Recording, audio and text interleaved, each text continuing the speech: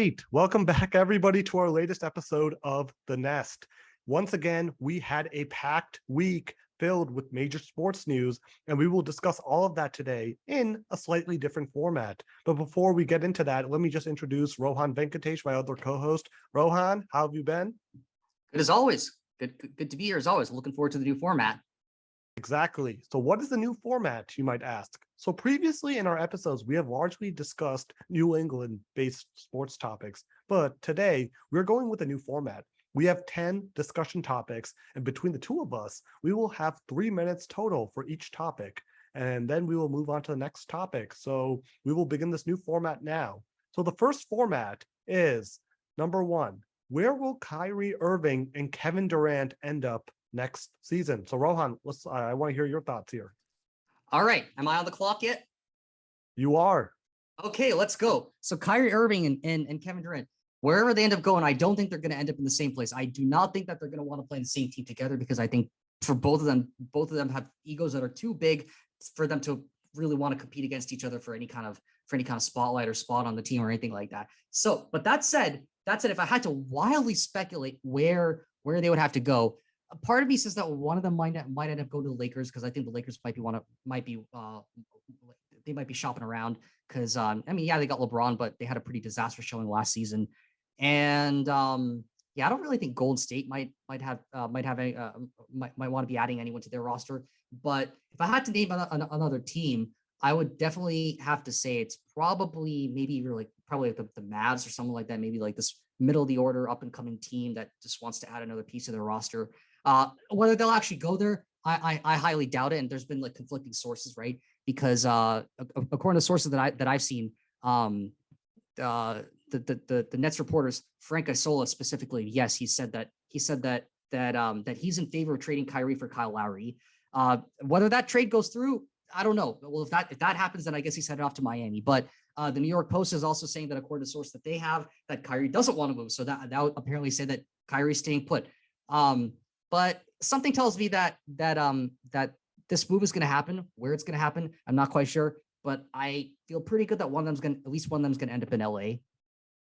Yeah, so I agree with the LA part. I think that the Lakers will trade for Kyrie Irving at some point, and in that swap, Russell Westbrook will be traded to the Brooklyn Nets and be reunited with Kevin Durant. And I also do not think that Kevin Durant will be traded. The big suitor we had once heard about were the Phoenix Suns. However, the Phoenix Suns recently re-signed DeAndre Ayton, their center, to a 4-year, $133 million contract. And why is that important for the Kevin Durant sweepstakes? Well, Ayton was supposed to be the centerpiece going to Brooklyn in a potential swap to get Durant. But Ayton is now no longer eligible to be traded. So I don't think the Nets will actually end up trading Kevin Durant. I do think that they will trade Kyrie Irving, but I think they really want to keep Kevin Durant. Also, it's really kind of hard to set a market for Kevin Durant because he is going to be 34 years old, and teams are very hesitant to give up major young players for someone who is 34 years old. So that's my takeaway. Kevin Durant will stay with Brooklyn next season. However, Kyrie Irving will be with the Los Angeles Lakers, reunited with LeBron James. Interesting take. So you don't have any takes about the prospect of trading him for Kyle Lowry by any chance? I mean, that's possible, but why would Brooklyn do that, right? So I'm kind of skeptical on that. And we are sort of running short. We are just 10 seconds away from the next topic. But yeah, I don't think Brooklyn should do a trade for Kyle Lowry, because Kyle Lowry is also 36 years old at this point. So he's getting there in age too. So I would be hesitant to pair Durant with Kyle Lowry at this point. So yeah, that's my takeaway. All right, next topic. N'Keal Harry traded by the New England Patriots to the Chicago Bears. The Patriots get a 7th round draft pick. I think it's great that the Patriots were able to get back a draft pick for Harry. And obviously this was one of the worst draft picks made by Bill Belichick during his tenure as Patriots head coach. He drafted him in 2019. And yes, the Patriots took N'Keal Harry over A.J. Brown, DK Metcalf, Terry McLaurin, some of the prominent wide receivers who have really shined. So I think it's great that the Patriots were able to get back a draft pick. And I don't really know what the Bears are going to do with him next season, because I don't really know what's in it for the Bears either.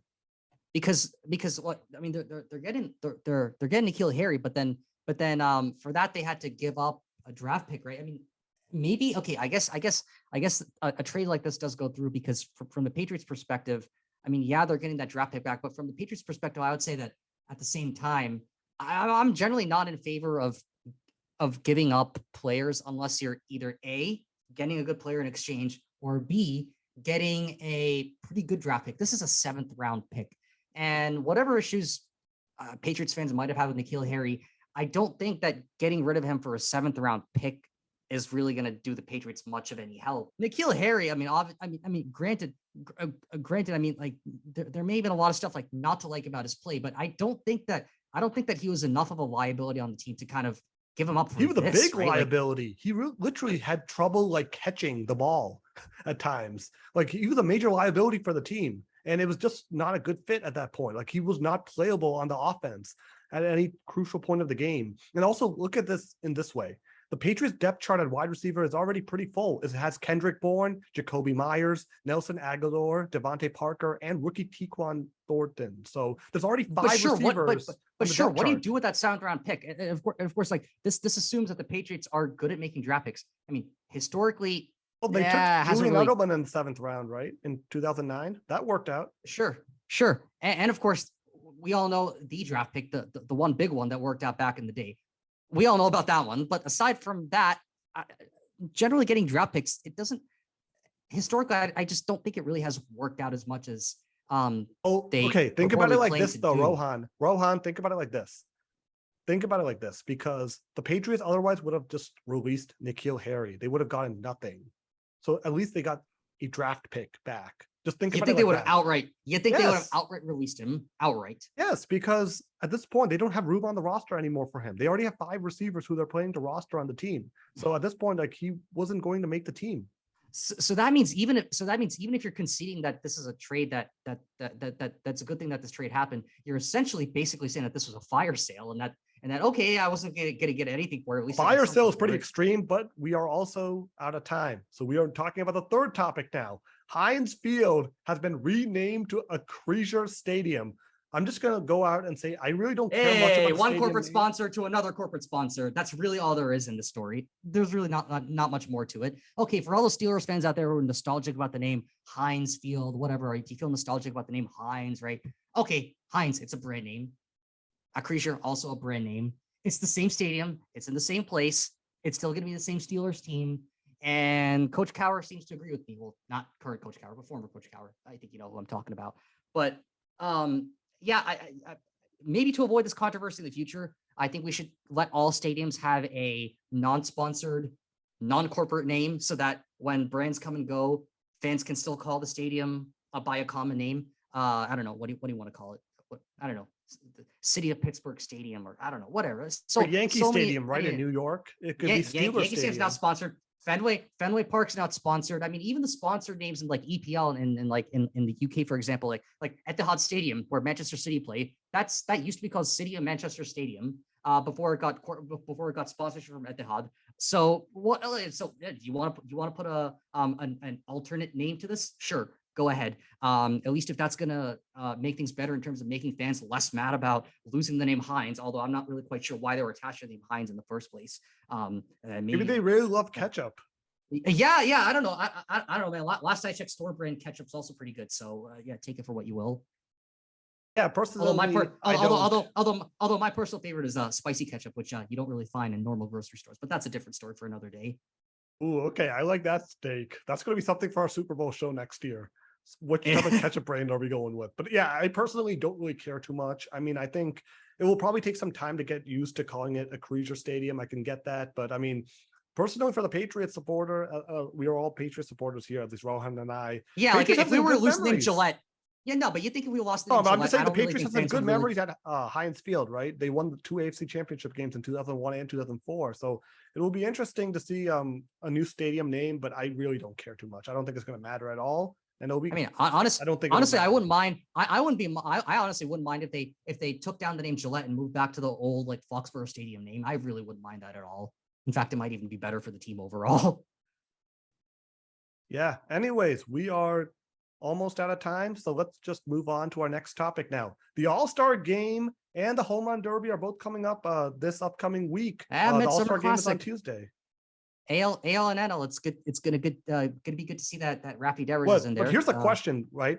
Do you even care about the All-Star game anymore or the home run derby? Not really. Not really. It's an exhibition. It's fun to watch, and that's really that's really about it. It doesn't actually matter. Pretty much just my thoughts to exactly. Like I really don't care about the All-Star game. I It's a don't think I've spectacle. watched an All-Star Hey, game look, since 2010. I like seeing some big flies, right? Who doesn't love seeing some big flies, right? We all love a slugfest, right? We all love the home run derby for that reason. You want to see someone go up there, serve up a bunch of beach balls, and see them hit it out of the park. Yeah, sure. What? It's not real. It's not real baseball, but hey, it's fun to watch anyways. Yeah, I mean, I don't think I've watched the All-Star game since 2010 and actually cared about it. I actually did watch the 2008 All-Star game, which went like 14, 15 innings where JD. Yeah, that game, yeah. That game didn't until like 1:45 in the morning or something. And I watched that entire game. I watched at that point. It's like I don't know. Nowadays, I just don't care. Like back then, the All-Star game for some reason back then actually mattered for exactly. It actually mattered for home field advantage. But nowadays, it doesn't matter anymore, and I just don't really care about baseball the way I used to care about it. And that's like a different story we can talk about at some point. Well, that's where I disagree with you. But despite the fact that I do still care a lot about baseball, I don't really care that much about the All-Star game. You care as much as you did 5-10 years ago? I'd say maybe not as much, but definitely up there. I mean, I still rank it as my number one in terms of like my favorite sports. Well, that's fine. But do you care about the regular season to the extent that you used to care? Well, am I gonna check on every single regular season game and like watch every single game and know every single player from every? No, it's just not the same. Personally, I don't really follow baseball until the playoffs really start because that's when the things really get good. But yeah, I mean, just about the All-Star game, home run derby, I really don't care anymore. I don't even know who's really participating in the home run derby this year. By the way, the 2008 home run derby was also a classic. I think that's the that was Josh good. Hamilton. Yes, Josh Hamilton, but he lost in the end to Justin Morneau, I believe. Oh yeah, he didn't win it. Yeah, but he had some like insane numbers in like the final round. I forget the exact numbers, but yeah, he had 28 home runs in the first round, which was like a record at the time. Maybe it's still the record. It just shows you like I loved baseball. Baseball back in 2008 was a great product. Nowadays, it's no longer the same product as it was before. And I think just the All-Star game, how they sort of advertise and market their big stars, it's unfortunately the situation we're in right now. I think you've just started another great discussion of why do you think it's not such a great product anymore compared to what it was then. And yeah, okay, you're going to make the argument that's not a great product now. Well, I think a lot of those issues were still in place in 2008. I don't really know what has really changed from 2008 to now. If anything, I would say it's gotten better. Well, they had more household names in 2008, right? Like Derek Jeter, Alex Rodriguez, David Ortiz. Whereas now Mike Trout should be a generational talent. So same with Shohei Ohtani, both with the Angels.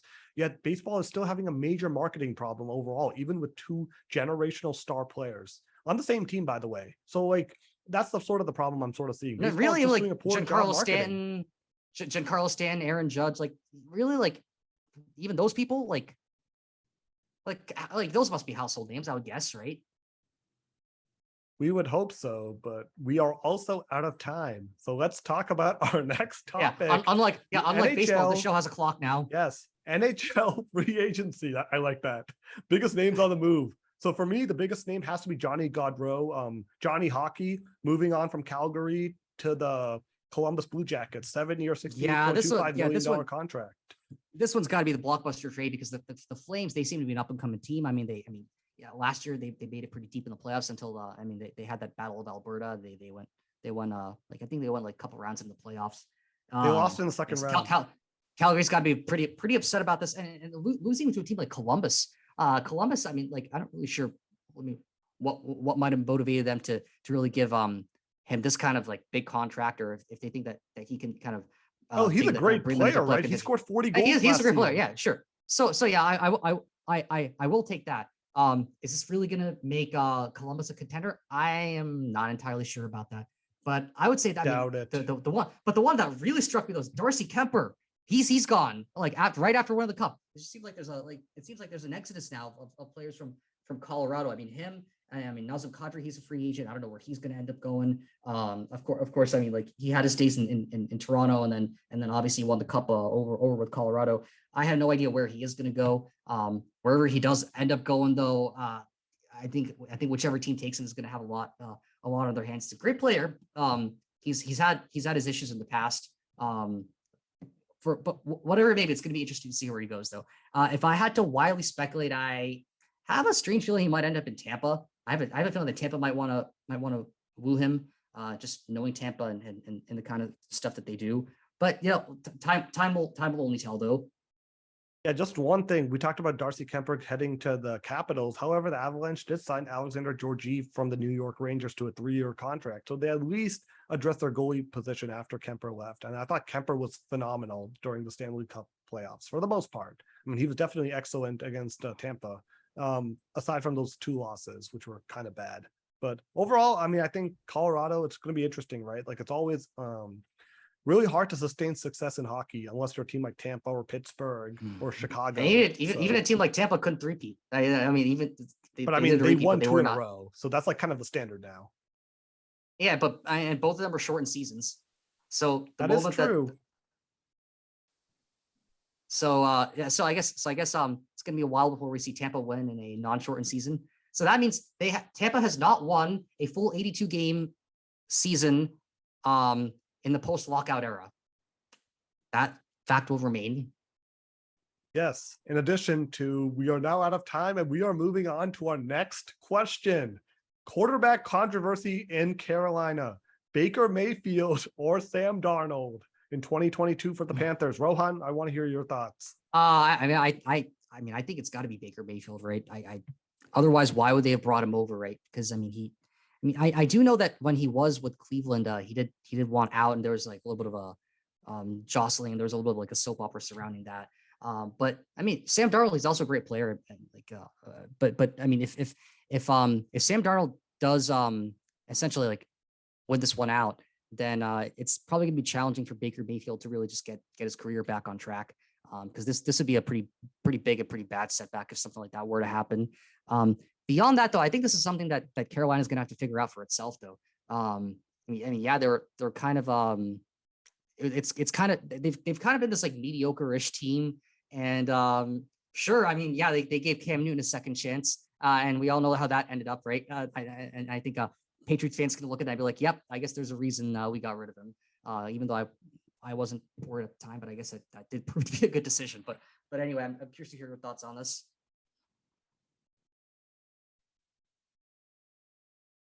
Yeah, I mean, you said Darnold is a pretty good quarterback. I strongly disagree. I mean, I think Baker Mayfield needs to win this job, like hands down. Like, I mean, he is a much better quarterback than Sam Darnold. I mean, Baker Mayfield has actually made the playoffs as a quarterback. Sam Darnold has never even made the playoffs.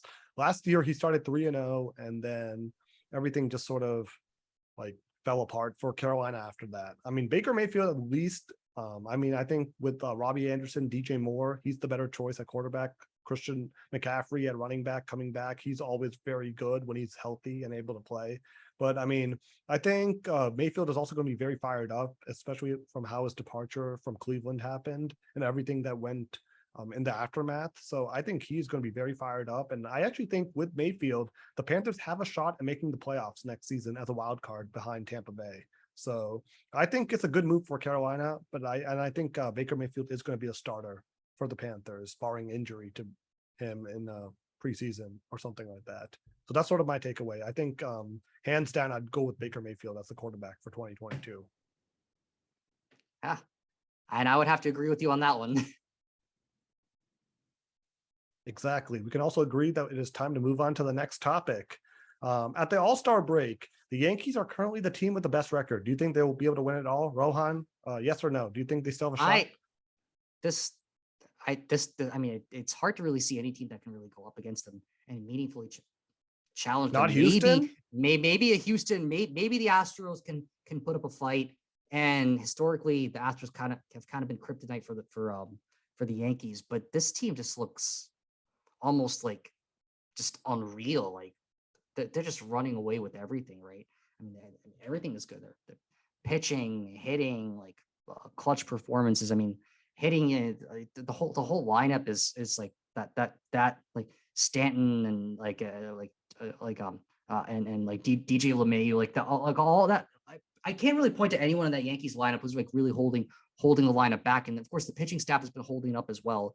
I mean, the Red Sox have been kind of struggling against the rest of the division. I don't really see the Red Sox as really having much of a chance. They might sneak into the playoffs. They're probably gonna have to play someone in the division, which then they're probably not going to fare well over there. But this team right now just looks unreal, and it's this far into the season, and they've kept it up. So it's not like it's some sort of fluke. Yeah, I think they're playing like 700 ball or something even better than that. These kinds of numbers, you don't really. This is something you probably very rarely, if ever, see. So if they do manage to not win the World Series, that would be a massive choke job. But you never know. Yeah, I mean, I think the Yankees are obviously like, I think they have a great team and they can definitely win it all. I will say that Houston definitely can challenge them. For example, the Yankees are 63-28. They're probably going to be 64-28 after today, since they are currently leading the Red Sox. But the Astros are 59-31. So the Astros are kind of right on the heels of the Yankees. And the Yankees have sort of cooled off recently. So I think that the Red Sox I think Houston at least has a shot at beating the Yankees. I mean, they have had their number 2015, 2017, and 2019. 3 times they've eliminated the Yankees from the playoffs. And the Red Sox, it will be interesting. Yeah, but the Astros had Marwin, but those years the Astros had Marwin Gonzalez, who's now on the Yankees. Wait. Are you saying Marvin Gonzalez is a difference maker? Potentially. The he knows player how the Astros... who got released by the Red Sox and joined the Yankees. You're saying Marvin Gonzalez is going to be the reason. You never know. You never know when. I don't know what's up with these role players today, intelligence. Rohan. Nikhil Harry first, now Marvin Gonzalez. They'll give you valuable intelligence about the other team. At the very least, they can do that. That's interesting. Marvin Gonzalez. After all, the Astros know a little thing or two about intelligence gathering. We all know that by now. That's a different story, though, altogether. But okay. And we are also on to our next topic. Rob Gronkowski, former Patriots and Buccaneers tight end, stating for sure he is retired this time. Just simply, do you believe this or not? I don't. Oh, for sure, I'll believe it. In the same sense that he's for sure retiring. So take that for what you will, right? I mean, I for sure believe that Rob Gronkowski would never go against what he's saying. I mean, because we all know for sure that Brady would never just unretire, right? I mean, who could have seen that coming? Exactly. I mean, I think although now he says that Brady or no Brady, he's out. Maybe that adds another ounce of credibility to what he's saying. But no. I mean, Gronk's an athlete. He loves to compete. I mean, it's just against his nature to want to just quit the game. Yeah, I mean, I could also totally see a situation where in November, December, Brady calls Gronkowski and asks him if he can play. And Gronk says yes. And if they win a Super Bowl, then maybe they both retire simultaneously. But we do have a separate Brady question. And also, even if Gronk does retire, what's he gonna do? I mean, like, he's gonna get bored. Like, unless he's like, I don't know, has a post football career all planned out and everything. He was a Fox analyst. I know Brady. Right? I know Brady's kind of planning that with this whole like TV Gronk stuff. Was a Fox analyst, right, in 2019 when he retired the first time. So he was an analyst at the time. So he could probably become an analyst again. Yeah, but I don't know. Something tells me that being in that analyst role full time, I'm not saying that Gronk wouldn't be great at it, but I just don't think that would suit his personality. He's meant to go out there and go at it. Yeah, I mean, that's sort of what I'll say. Like, I think he just needs additional rest at this point, and I think he could come back in November or December if Brady calls him and he's feeling it at the time. So I don't believe it per se right now. It's going to be like I'll see it when I believe it, or I'll believe it when I see it type of situation right now, which we've seen in the past that he changed his mind last time. So we'll have to see what happens this time. Anything else you guys want to talk about, or you want to talk about? Yeah, I mean, we can all agree that he's not going to change his mind for sure. Exactly. Yeah. So anyways, yeah, I guess both of us are kind of wrapped up on this topic, right? Yeah. The same way that Gronk has wrapped up his career. Okay. That's ambiguous, but I'm going to be clear and say we are now talking about our next topic. The NBA is voting on making the play-in tournament a permanent thing. Do you like it or not, Rohan? Nope. Nah. Nah, I think that, I mean, look, even before they instituted this playoff format with the play-in round, it was something like 16 teams out of 30 which got in. That's already more than half. And now I think it's something like 20 out of the 30 teams. Like, you literally have to be in the bottom third not to make the playoffs. I don't know. This is just like entrenched mediocrity to the level where the regular season doesn't matter anymore. Look, I'm not like one of those like people who are like, oh no, only the absolute best of the best teams should get in. Like, it's not like how baseball used to do things where you only have like 8 teams out of 30 or whatever that got into the playoffs. Of course, now it's 12. I'm more in favor of that format. I like the current format. I did dislike the old format, but that aside though, I mean, 60 is already a lot. 20 teams out of 30.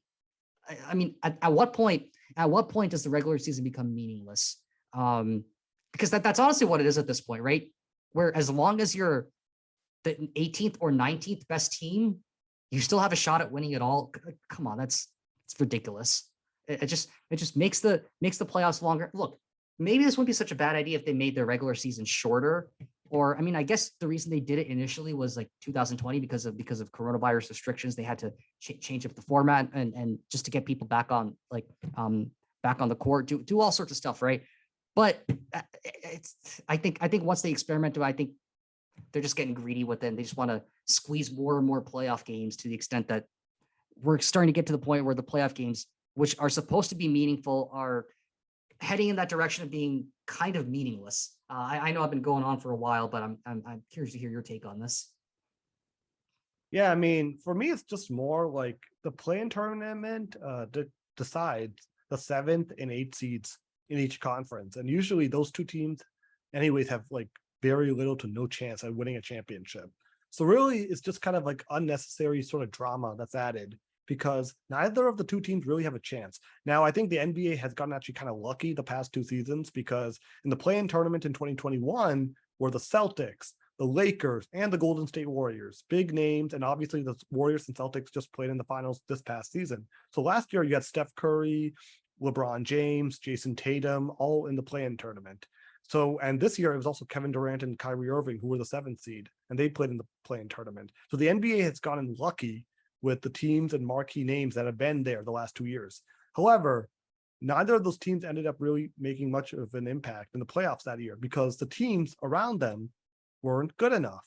So I don't really care much about the 7 and 8 seed because those teams have pretty much no chance at winning a championship. So why does anyone really have to care about that, right? At that point, it's just not like something worth watching. I mean, I would even go to the extent of saying that the 4 teams that have to play the play-in tournament, that should be the 3 through 6 seeds, and only the first and second get a bye, and we should only be allowing 12 teams into the playoffs. I honestly think that's the appropriate cutoff. I even thought that's the old format where you allowed 16 was too many. Exactly. And we are also out of time. Then, like, so we have our last topic. Sorry to cut you off, Rohan, but we are trying to stick with this new format. Last topic. And of course, it's going to have to end with the GOAT, right? Best for last, best football player of all time for last topic. Thoughts on Tom Brady's interview with Variety that released this week. What were your thoughts, Rohan? Well, I thought he kind of addressed a range of topics. I mean, they kind of got to, I mean, like, is he going to keep on playing? Is this going to be his final year? He did seem to acknowledge that this very well could be his final year, but he also kind of left it on the table that he might just keep on going. I think that he's going to keep on going until he wins another Super Bowl. But then again, even after he wins one, is he going to retire? I don't think so. Again, that's just the kind of guy he is. He just wants to keep playing. And of course, I mean, you mentioned that he's kind of preparing for his like career after football, right? He's starting. He already has he's starting to build his business empire with this with all the TB12 stuff.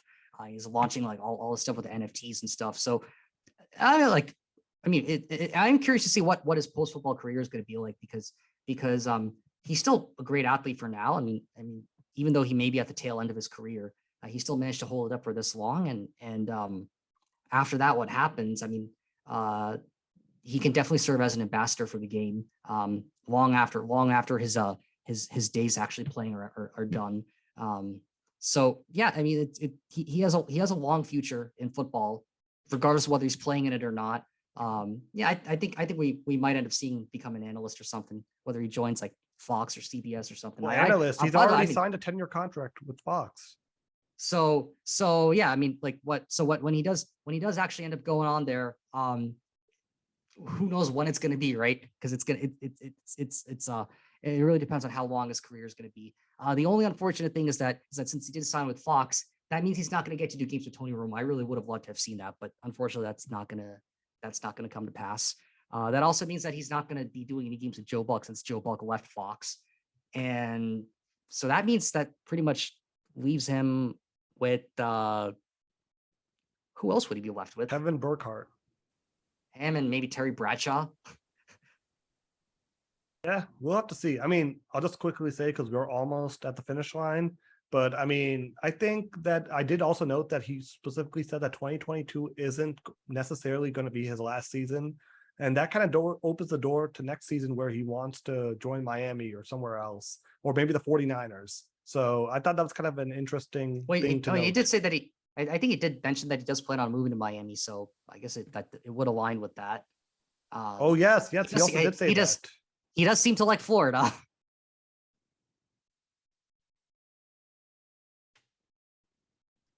Yes, no, definitely. So, yep, I agree. I mean, I think Miami is definitely an option for 2023. But yes, we are now officially out of time. This was great trying out this new format, and we will keep trying to experiment with this. But this is going to be it for this week. Rohan, do you have any other words? Nothing else. It was good to do this rapid fire edition, and I'm looking forward to doing this in the future. Exactly. Yeah. Stay tuned again when we come back again, hopefully next week for another episode. Until then, enjoy the rest of your week, everyone. All right. Peace, everyone.